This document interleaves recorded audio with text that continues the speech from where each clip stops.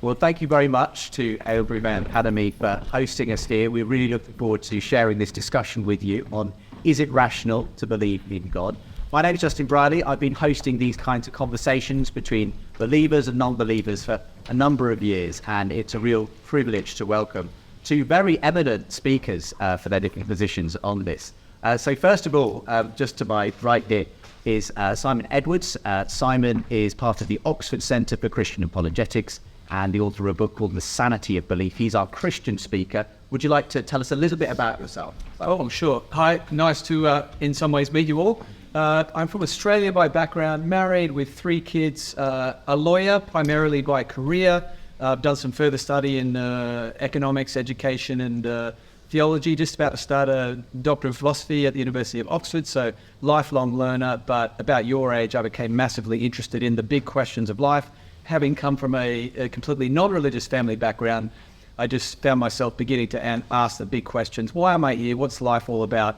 And that began my journey of seeking and investigating that led me to where I am today. And I look forward to our interaction and discussion. Yeah, great stuff. Stephen Woodford is our other guest, but he's known online as Rationality Rules. He runs a very popular YouTube channel where he investigates these big questions as well from an atheist perspective. So Steve, would you tell us a bit about yourself? Yeah, sure. So as Justin said, my name is Stephen Woodford. I run the YouTube channel Rationality Rules. And I've been interested in the big questions ever since I was about 9. From my background, the answers I got were from predominantly a Christian background. However, I've delved into Islamic backgrounds, into Hindu backgrounds, been really interested in all of these questions, but my ultimate goal has always been pursue what's true, not what makes me feel good.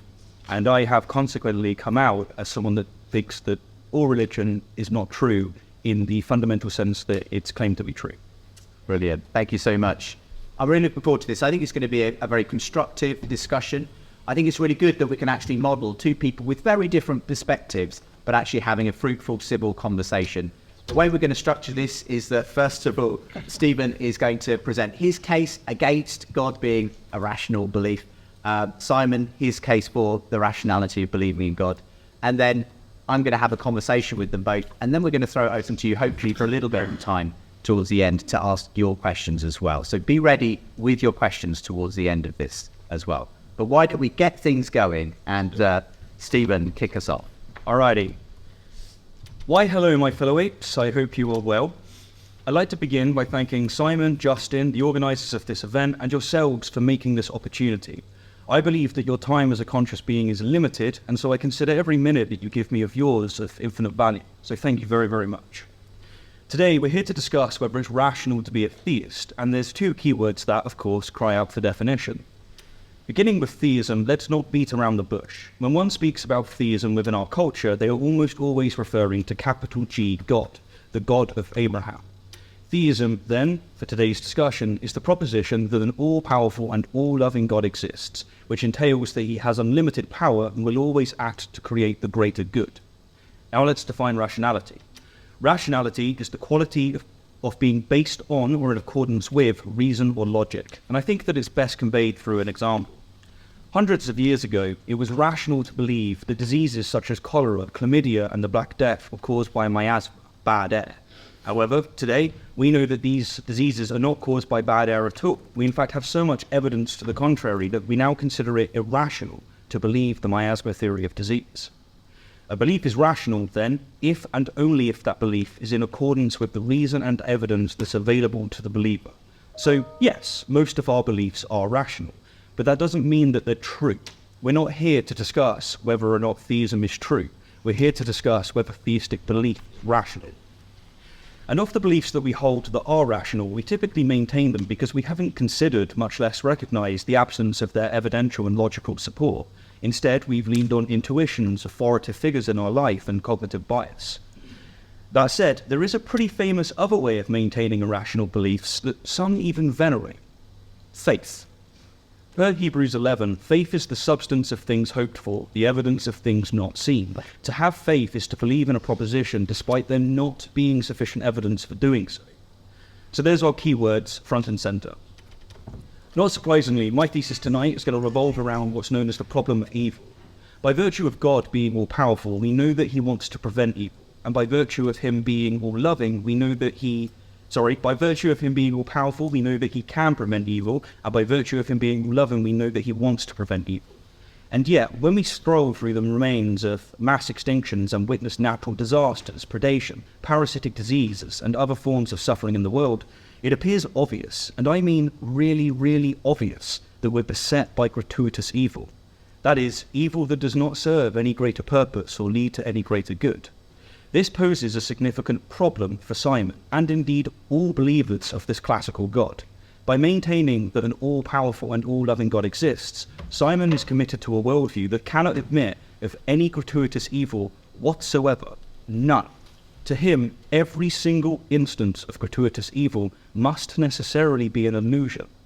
So when, for instance, we discuss a mass extinction in which millions of sentient beings suffer horrendous and often prolonged deaths, rather than recognizing that, yes, gratuitous evil exists, Simon has to spin a story, a theodicy, so that he can confidently declare, this must be for the best somehow. And Simon must do this with every instance of apparent gratuitous evil. This can't be stressed enough, be it natural disasters such as earthquakes, tsunamis, and forest fires that wipe out entire lineages, or human atrocities such as the Holocaust and the Rwandan genocide. Simon must continue to insist that, well, I know that it doesn't look like it, but this must be for the best somehow. Continuing, we have leukemia in children, infectious diseases such as malaria, smallpox, and HIV, birth defects that often deform and cripple an animal's capacity to survive. Then we have predators such as lions, crocodiles, and snakes that must, I repeat, must inflict untold horrors on sentient beings just to survive. And what about parasites, the life cycle of some requiring the consumption of their host from the inside out? This teleological evil, we're told, must be for the best somehow. To believe this, I argue, is to be profoundly irrational. Now, in my experience, theists tend to fail in grasping the irrationality at play here, so let me flip the script. Suppose that I believed in an all-powerful and all-evil God, which entails that he has unlimited power and will always act as to create the greater evil. And when Simon presents me with something that's seemingly gratuitously good, such as children playing as they cultivate lifelong friendships and love, I argue that this is an illusion of good.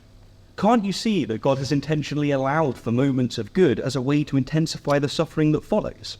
After all, if you didn't love that person before God gave them cancer, then you wouldn't have experienced the pain that you still do even to this day. Then suppose that you give me countless other examples of this gratuitous good, and I didn't budge at all. No, I confidently declare, I know it looks like it might be good, but I assure you, this must be for the worst somehow.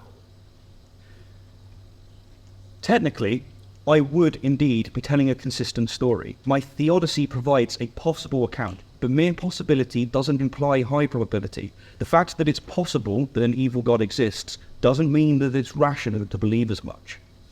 You may find the evil God conception that I've just given facetious, but make no mistake about it. This is a parody of the irrationality of Abrahamic theism.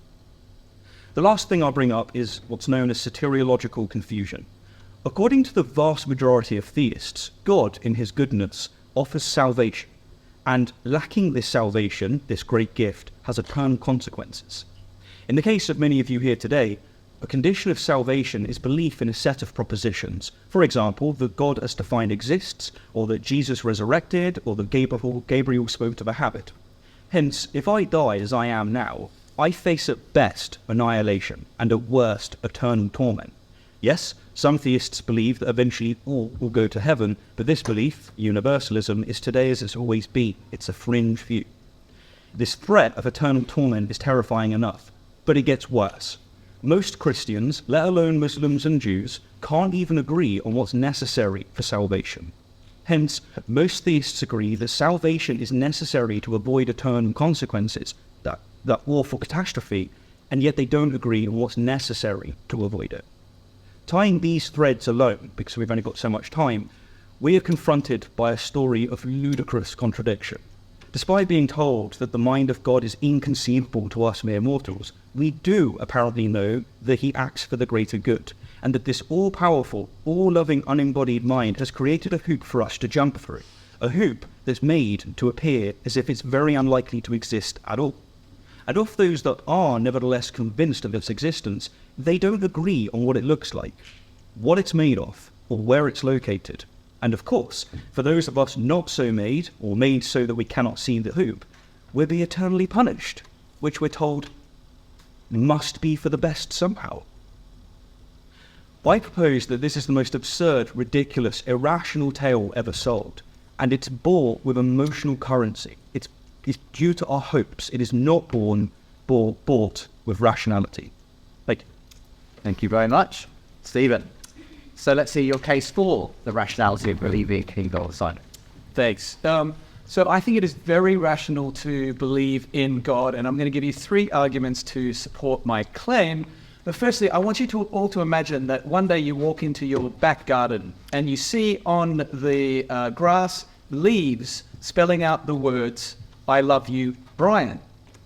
Now, this might be very confusing for you, especially if your name is not Brian. But let's assume your name is Brian in this instance. What would you suppose is the cause of this phenomenon? Well, one hypothesis is that someone in your house has raked the leaves in order to give you just a lovely message when you wake up and go outside. Another hypothesis is that the wind has blown the leaves and they've landed in such a way to form the words, "I love you, Brian." Which one would you most likely believe? Well, the first one, right, obviously, because even though it's physically possible that the wind could have blown the leaves that way, it's such a striking feature of the leaves that they spell the words, "I love you," that it makes the family member hypothesis so much more probable than the wind blew them their hypothesis. And similarly, when it comes to evidence for the existence of God, the way that I like to think about it is that there are several striking features of this universe that we live in that seem to make the existence of God so much more probable than the non-existence of God. The first is to do with rationality, the second with design, and the third with morality. And from each of these, I will share my 3 arguments for belief in God. So firstly, rationality. One big problem facing atheistic belief is a type of argument known in philosophy as the argument from reason for God or against atheistic naturalism. The philosopher J.B.S. Haldane famously put it like this. He said, "If my mental processes are determined wholly by the motions of my brain, I have no reason to suppose that my beliefs are true. They may be sound chemically, but that does not make them sound logically, and hence I have no reason for supposing my brain to be composed of atoms." What's he saying? Well, in other words, he's saying atheism seems to be a self-defeating belief, the belief that we live in a godless universe and everything is just physical. Why? Because in a godless universe where everything that exists, including our minds, is but the product of mindless, unplanned, unguided processes, then on what basis, what rational basis can I trust that anything my mind tells me is true, including the arguments that led me to atheism? In contrast, belief in God is not self-refuting because if God exists, there is an intelligent creator behind it all, and we have good reason, therefore, to trust in the intelligence of our minds and the intelligibility of the universe around us. Atheistic belief also poses an even deeper challenge if one believes, as most atheists do, that our minds have evolved through unguided evolutionary mechanisms of natural selection. And that's because natural selection does not directly select for true beliefs, but rather for advantageous behaviors. But if this is true, then it must also be true that the human mind, which has evolved primarily through this process, has evolved primarily to serve evolutionary success, not truth. But if that's true, why should we believe anything our minds tell us is true, including the belief that our minds have evolved through unguided evolutionary processes? This argument is known in philosophy as the evolutionary argument against atheistic naturalism, an argument made famous by the philosopher Alvin Plantinga. But Plantinga points out it's not a problem for guided evolution, the idea that evolution was guided in some way by God, because as Plantinga writes, if God has created us in his image, then even if he has fashioned us by some evolutionary means, he would presumably want us to resemble him in being able to know things. In other words, our minds being rational. So that's the first one, rationality. Second one is the design argument for God has received a huge turbo boost in recent years, thanks to the discovery by physicists that our universe is finely tuned for life. And what they mean is that our universe has at least 30 or more scientific properties, such as the force of gravity or electromagnetism or dark energy, each of which, like precise dials on a radio, are finely tuned to the precise magnitude that we would require in order for life to exist. The incredible thing is, had any one of these dials been off by a billionth of a percent, you and I wouldn't be here because no life would exist. And the reason this fine-tuning argument points so powerfully towards the existence of God is that the chance of this, the likelihood, the probability of this all happening by chance has been compared to the same probability of someone, if you can imagine it, shooting at a target on the other side of the known universe 20 billion light years away. It's quite a long way, by the way, while blindfolded and hitting the target, which is this big, bang on. In other words, for all practical intents and purposes, impossible. And yet, the universe did. Here we are on the knife edge of existence. As one atheist cosmologist has put it, Sir Fred Hoyle, just a common sense interpretation of these facts would suggest that a super intellect has monkeyed with the physics and the chemistry. So the third one, we've looked at rationality, we've looked at design, finally, morality. It was the philosopher Immanuel Kant who said, "Two things fill me with awe, the starry heavens above me," well, not right above me right now, "and the moral law within me." And most of us intuitively recognize the existence of a moral law. Most of us intuitively recognize, in other words, that some things such as bullying or racism or sexual abuse are objectively wrong and always would be objectively wrong. And philosophers, both ancient and modern, have argued that the existence of this objective moral law points us to the existence of God as the only good explanation for this objective moral law. And this argument's sometimes called the moral argument for God's existence. And it's a strong argument because in order to defeat it, you either have to deny the existence of an objective moral law, or you have to offer an explanation for an objective moral law in something other than God. But both of these are very challenging. The first one's usually challenging because if atheists will deny the existence of an objective moral law, they must be willing to affirm that things like bullying or racism or sexual abuse are not objectively wrong. But that's something fewer and fewer philosophers today are willing to do, not least because it goes counter to some of our deepest intuitions as human beings. On the other hand, atheists who would uphold the existence of an objective moral law without God face the immense challenge of explaining from whence such a law could derive, not least because, as the atheist philosopher J.L. Mackie famously pointed out, it would be very strange for an objective moral law to exist in an impersonal and purposeless universe in which everything boils down to the basic particles of physics. Because if you think about it, how would an impersonal universe, how would the basic particles of physics have an opinion about anything, let alone an opinion about how you should live our lives? So there we have it in brief. 3 arguments for the existence of God from striking features of our universe. One from rationality, one from teleology, one from morality. Put them all together and they form a powerful cumulative argument for the view that the existence of God is more probable than the non-existence of God, and therefore for the view that belief in the existence of God is more rational than the alternative. Thank you very much.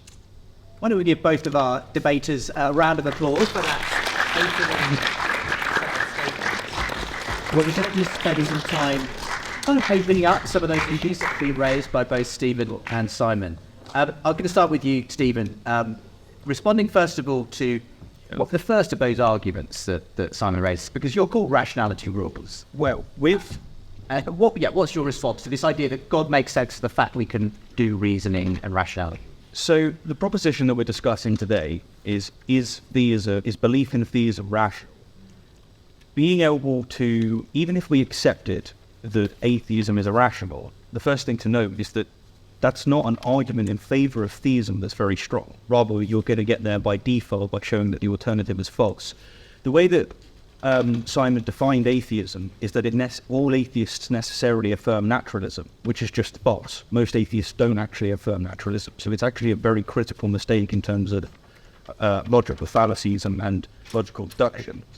Also, the argument that he poses, which runs to the idea that if you believe in evolution, maybe you should phrase it because you might have it different to how I have it down. You say that if you believe in evolution, you have no reason to believe that your beliefs are accurate because you evolved for survival, not for having access to pure truth, right? What makes you think that evolution will favour something that is going to make it so that we have a false belief, but it's a costly belief, versus something that's broadly true?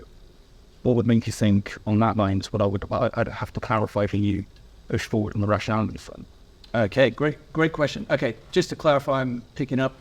Would you concede that if our minds are here through a process of unguided evolution, natural selection, that they primarily serve evolutionary success over truth? Or do you say a mind that primarily serves evolutionary success must of necessity also serve truth equally? No, I think that the way that you make sense of so many people making so many fundamentally simple mistakes in life is that we have evolved to have access to pure truth. But the idea of jumping from that to the conclusion that we have no reason to assume any of our beliefs are accurate is just not true. Evolution doesn't favour, even for something to evolve, it requires a brutal amount of suffering in order to have it so that only those that have the right traits get to continue and reproduce.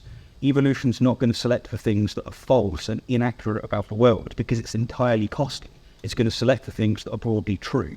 However, there's going to be areas where you don't have access to 100% truth. So yes, my view would render me into a humble position, which apparently is a good thing as Christians. Yeah, right. No, well, I think that's good to recognise that if your mind primarily serves evolutionary truth, not evolutionary success, not truth, which you would believe from your worldview, I understand. They're often the same thing. But that's the thing. Yeah. So often the same thing is not the same as the same thing. So from where I sit as a Christian, it's rational to hold the view that our minds primarily serve truth. Because from where I sit, our minds are not the product of a non-rational, unguided process, nor are they the product of a process that is geared primarily towards passing on genes to the next generation or whatever serves evolutionary success. They are geared primarily towards understanding the universe around us. In other words, there's an intelligence that gives a rational basis for the belief that our brains are intelligent. They tell us true things about the world around us, and the world around us is intelligible. We are able to understand true things about the world around us. I think from where you sit, you're sort of not quite at the point where truth is the primary thing that your mind would serve, but evolutionary success. Your best argument would be that evolutionary success relies heavily on truth. But I think there are so many counterfactual examples of ways in which evolutionary success wouldn't correlate with truth all the time that you're not in the same rational position as the theist. No, I think that you suffer from the same problem.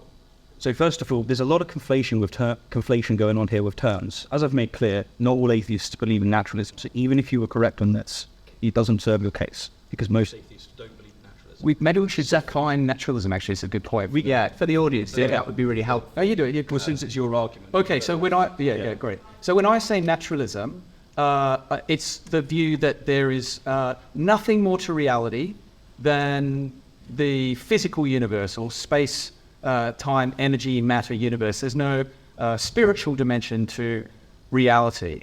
Do you hold the same? Basically, naturalism would hold, by my lights, that the natural world exhausts everything that you need for your explanatory value of the world. So you're a naturalist, but I would be a naturalist. yes, Right. Okay. Yes. So I think what I'm saying. So when you say that most atheists aren't, though, Yes. what do they believe in if they don't believe that the universe and naturalism is all there is? So, for example, Buddhists, a large number of Buddhists don't believe in a god, so they're atheist. But they believe in all sorts of supernatural realms. I see. The spiritual. You'll also get panpsychists, you'll get all things across the board. Atheism isn't a religion, it's not a thing, and so you don't have people holding to certain beliefs. It's a single stance on a single proposition. Do you believe in God? If your answer is no, then you come down as an atheist. I mean, but we could keep going on the rationality, but there was loads of other things. One last Yeah, one last thing, if you would, yeah. If God works in mysterious ways, right? Yeah. Okay. His wonders. And mysterious ways often contains in that he hasn't actually shown you the logic of his reasoning. So actually, all access that you have to what's true about the world, including the very idea that you have access to truth, is because God's planted that in your head.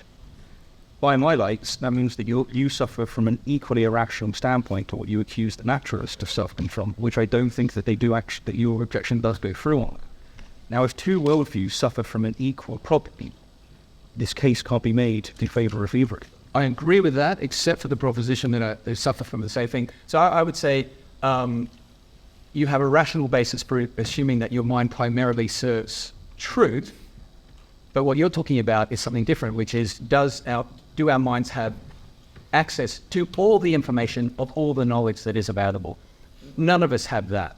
But even within the access to the amount of knowledge that we do have available, from where I sit, it is rational to believe that my mind primarily serves truth. I don't think it is from where you sit. Well, yeah, I just think if we're wrong on that. We've evolved to see truth. But Yeah, we'll leave that one there. yep.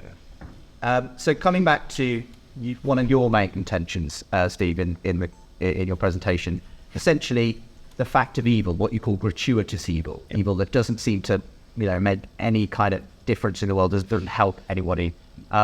This for you is a key element against God. I'll just toss it straight to Simon first of all, and then Steve can respond. What would you say in response to that? I would agree with Steve. I think I consider the evidence of suffering and evil in the world as probably the strongest counter-evidence for the existence of an all-powerful, all-loving God. But I don't think it's a defeater. I think there are good arguments in response. The tricky thing is the question of suffering, as you would all know, it's not just an intellectual question, it's a human question, because we all experience suffering. So there's entanglements of the intellectual arguments, but there's also deep psychological, emotional, spiritual things wrapped up in here. So to respond as best that I can to what is a profoundly challenging question. The first time I really asked this question for myself was when I was standing beside the bed of my grandmother. She'd been in an accident, and due to someone else's negligence, she was placed in a situation where she was going to slowly bleed to death internally.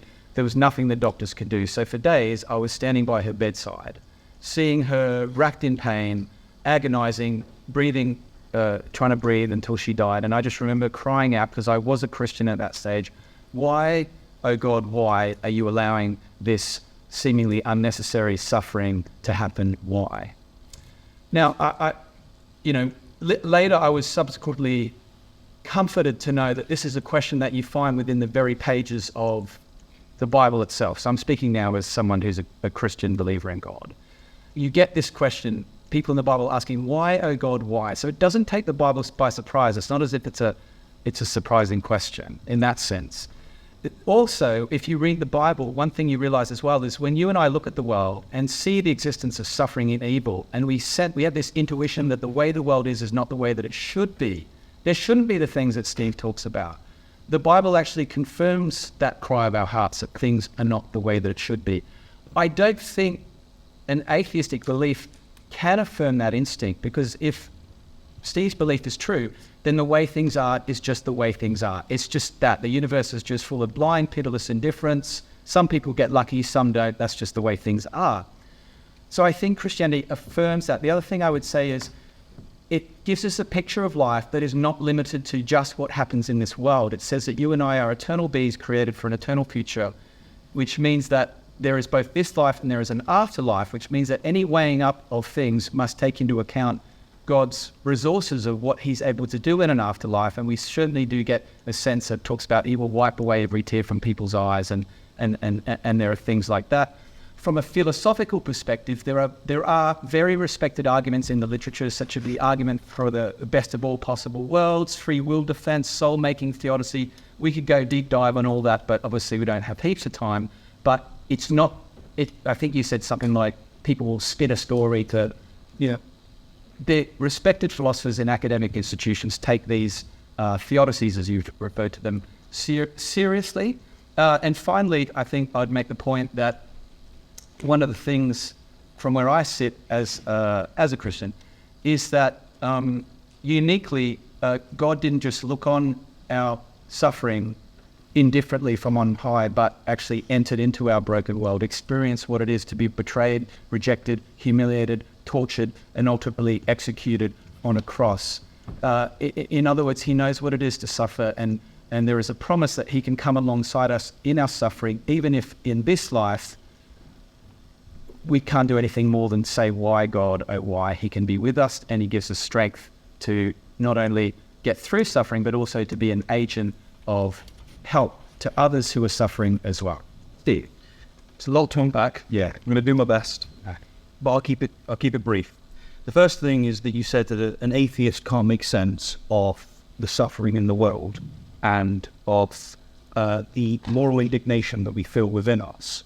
And with this bit, how would you rephrase it? That can't make sense of our instinct that the way the world is not the way that it should be. Okay, so if you just accept evolution by natural selection, which you can do as a theist, most Christians today now accept evolution. It's increasing massively among Islamic communities as well, because you can have that as part of your ontology, as part of your beliefs.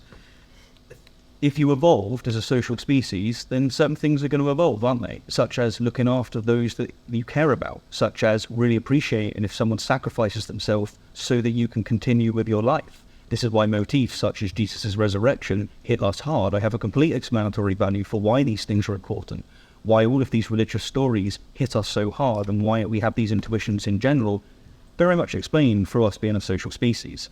The second thing you said is that professors take very seriously the theodicies that you mentioned. Is that why most of them are atheists? Because there's this issue here that those that most study God's word have a far higher chance of becoming an atheist. Of those that study philosophy, nearly 75% of them say that they don't believe in God. What's going on? Does Allah not like intelligent people? The same with the sciences when it comes to this.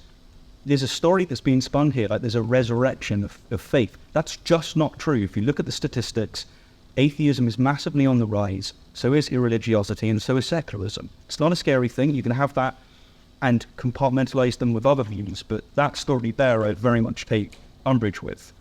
The other thing I want to mention about, this is why I opened with the problem of evil.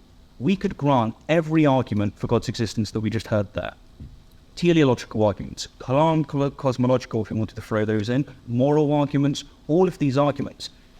Even if all of those arguments were powerful and true and philosophers took them seriously enough to believe in them, again they don't, what we would conclude from this is that whatever that God is that created the world isn't the Christian God. It isn't Allah. It can't be.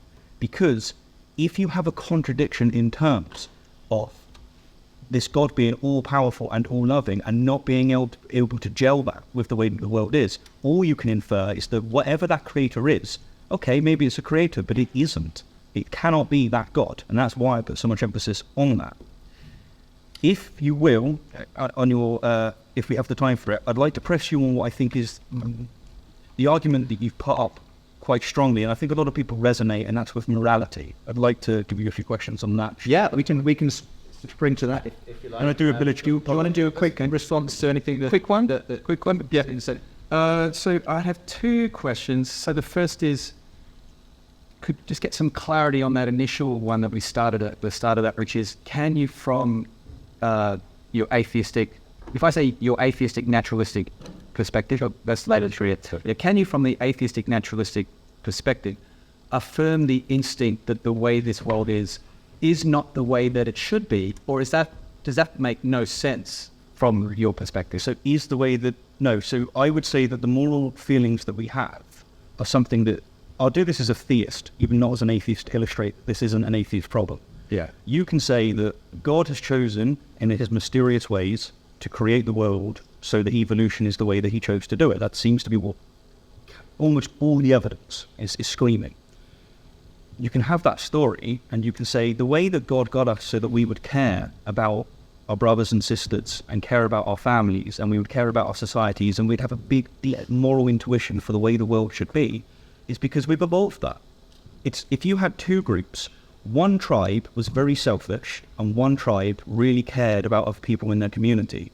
Those that cared about their community would have a higher chance of being able to share the resources and successfully reproduce, meaning that that moral apparatus, that cognitive output, would be selected for. And consequently, under a theist or an atheistic view, evolution provides a very simple explanation for the moral feelings that we have. And it also explains why there's so much moral disagreement over very important things, such as gay rights, such as what is the status of women in society.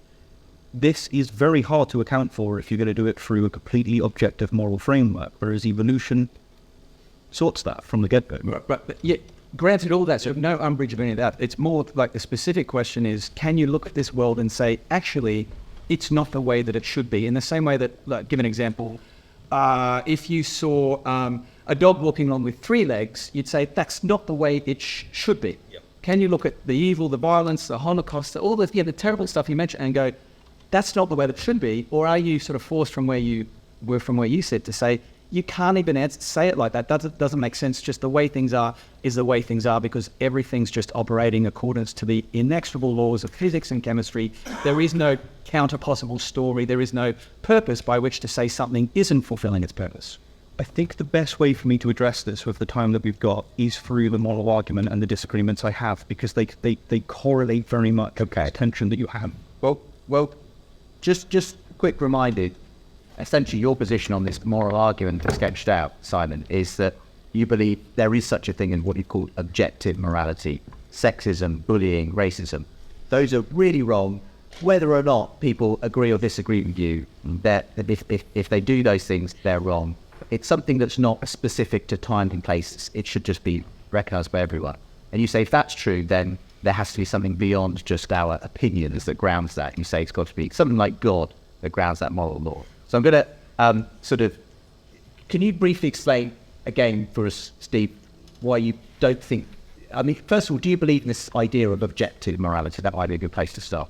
I think that there's a way that you can describe my beliefs as objective morality, but the way that theists tend to look at objective morality, by my lights, isn't morality at all. It's not at all. And I think I know a good way to get there and get that on the board, if that's okay. Okay, so are you happy to let's see, or do you want to say something? Because I need to get it on the board. I'm always... Absolutely. Yeah, I'm very, very keen to hear your version of objective morality, or how you get... Yes. I'll get through it for this. Okay, so... all right, we've got Moses with the 10 Commandments, and it's written in stone, all right? And one of the very famous commandments, you all know, I'm sure, is thou shalt not kill. But then a few moons later, in Numbers 31, 17 through 18, we see that Moses, no less, is commanded by God to slaughter the Midianite men, the women, or the little boys, and to take the little girls for themselves. You can figure out why. Then a miracle happens. Moses, who can hear in his mind God's commands to kill these people, and then he can look at the tablet and say, oh, it says, thou shalt not kill. And the miracle is that he sees no contradiction. To put this more formally, we can ask of God, does God command us to do things because those things are good, or is something good because God commands it? If God commands us to do things because they are good, then the good obviously exists independent of God, and you can have that as an atheist. But if something is only good because God commands it, then we're not looking at morality. We're just looking at a dictator. It's what's good is whatever he commands. There's nothing moral here to consider. All of these intuitions that you have are pointless. It's just down to whatever God commands. If God commands us, as he does in throughout the Bible and the Quran, to carry out genocides, rape, slavery, then we still somehow get to call those guys the good guys. So what I'm posing here, Simon, is which is it? How do you define good? Very good. And I kind of predicted that you might pick a few obscure Bible passages, sort of hold them out as the mainstream view of what Christians believe. So I would say, firstly, you would agree, I think, that your question only makes sense. Like, does sort of some religious views, such as some Christian views, hold up to some moral standards, you would agree with me, I think, that the moral standards that you're holding them up against are probably the moral standards that have historically resulted from the influence of the Bible, ironically, on our society over hundreds of years, at least here in the West. I.e., to say, if you were to say, all right, let's take, how many people are out here in the audience? If you had been living prior to the historical impact of the Bible on our planet, most of you would be somebody else's property. Why are most of you not somebody else's property today? Well, it's because of the historical impact of probably the most game-changing idea of world history, which comes from the beginning of the book of the Bible in Genesis chapter 1, verse 27, which says, every person is created in the image of God. In the image of God they are created, male and female they are created. So every person has value and dignity. Totally agree with and totally valid that you would pick some really tricky verses from the Old Testament and say, how does this square against your views, etc. The one in Numbers 31 that you mentioned is fairly easy to respond to, actually, if you're familiar with Numbers chapter 25 and the context of what was going on with the Midianites. And If I may, yeah, my objection isn't on this tangent. yeah. My question is really simply, is something good because God commands it? Oh, the youth of dilemma. Yes. Yeah, okay. Does God command it because it's good? Great. Great question. That's what I'm driving at. Okay, great. So the Euthyphro dilemma, if you're familiar with it, you're on a horns of a dilemma, as Steve's pointing out. On the one hand, if God just does what is good, it seems like the good is something higher than God, so there's God's accountable to something higher than themselves. But if good is just whatever God does, it seems to make goodness arbitrary. The answer to the Euthyphro dilemma, I think, is that God commands what he does not because it is good, but because he is the good. What does that mean? Well, it means that the idea that we have that there is such a thing as objective goodness, from where I sit, is rooted not in some abstract concept that floats around in space, but in the person who created everything. And that makes sense when you think about it, that who else could qualify as the ultimate source of goodness except that being which set everything into motion in the first place? So when you feel that intuition that there is such a thing as goodness, you watch a movie and you see someone choose something which is good rather than something which is selfish, and something in you goes, I like that. You're actually connecting with something which is real, which is ultimately sourced in the person of God. So that's where I come to your question.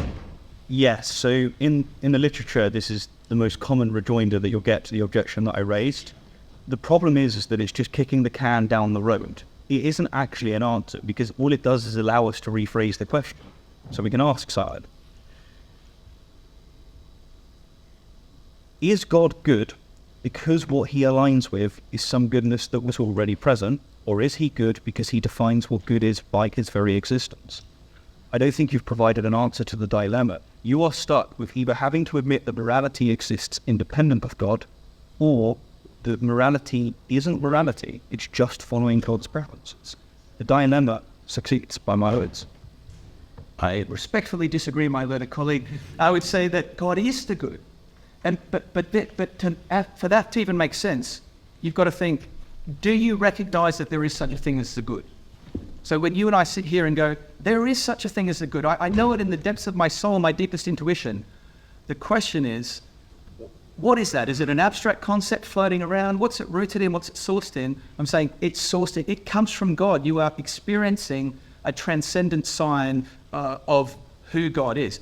If you don't believe that there is such an objective good, if that intuition doesn't help you or lead you to that conclusion, then you're probably just going to say whatever God says, that's just completely arbitrary.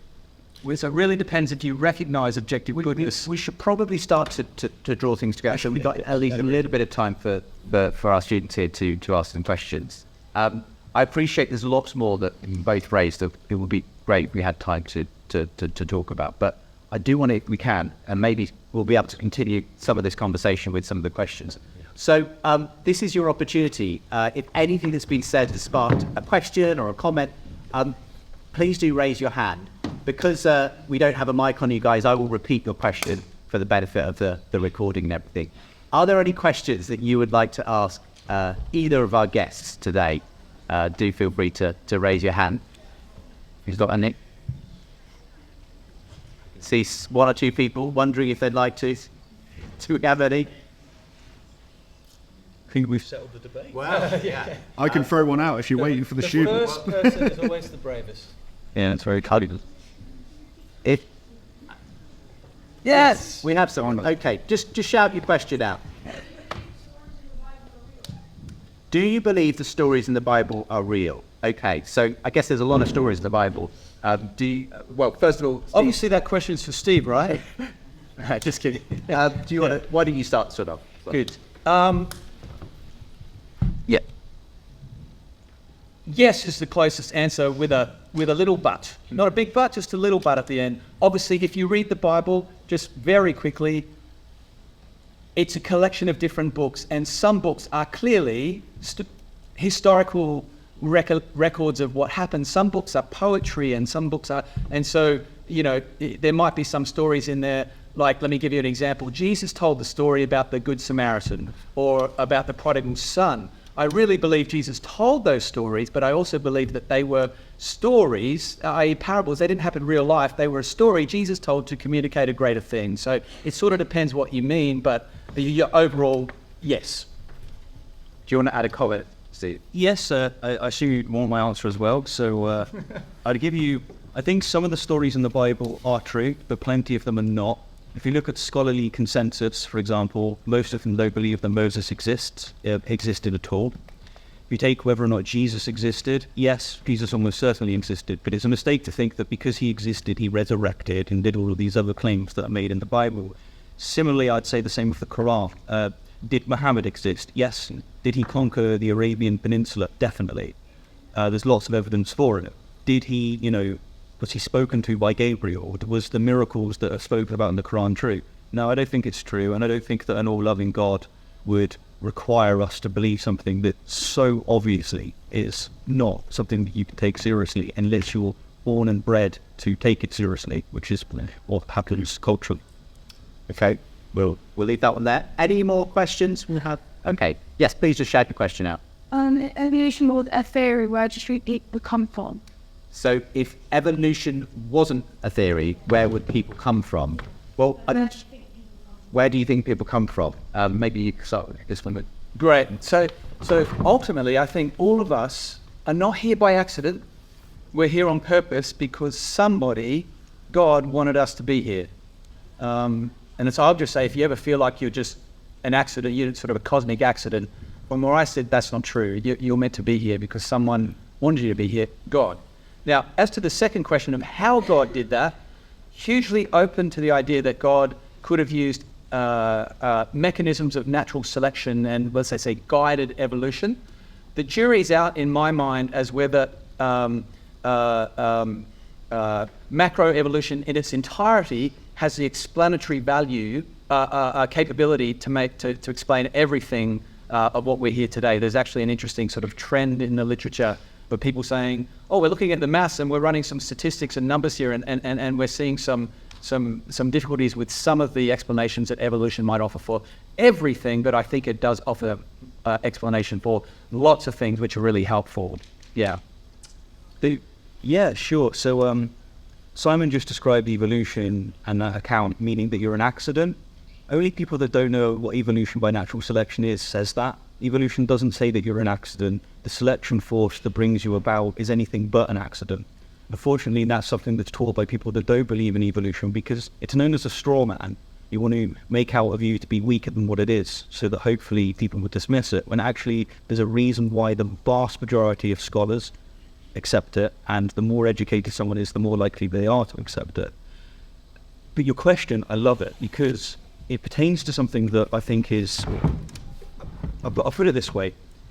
Before evolution was put on the board with Charles Darwin, and before we managed to make further progress and figure out all of the evidence from all of the different sources that correlate to it, that attest to its truthhood, I actually think that it was very hard to look around the world and go, well, look how complex we are. Look at our hands, look at our eyes, look at, all of the delicacies, look at our intuitions, look at everything that we have. If we don't have a natural account of how that occurred, how is it that we got about? And I can understand entirely why religious stories had the monopoly there. I would even say that under that rubric, under that title, it's rational to believe that you were probably created by something. We're very fortunate in the sense that we live in a time and an age where evolution has made it very clear that if God exists, he chose to use evolution. The only people that still believe otherwise are basically in bubbles. Can I just come back just to Simon? Because I think Steve's saying you don't understand evolution if you say you're an accident. But I think I know what he means. You mean everything operates according to the inexorable laws of physics and chemistry, so in that sense there are no accidents. Is that... No.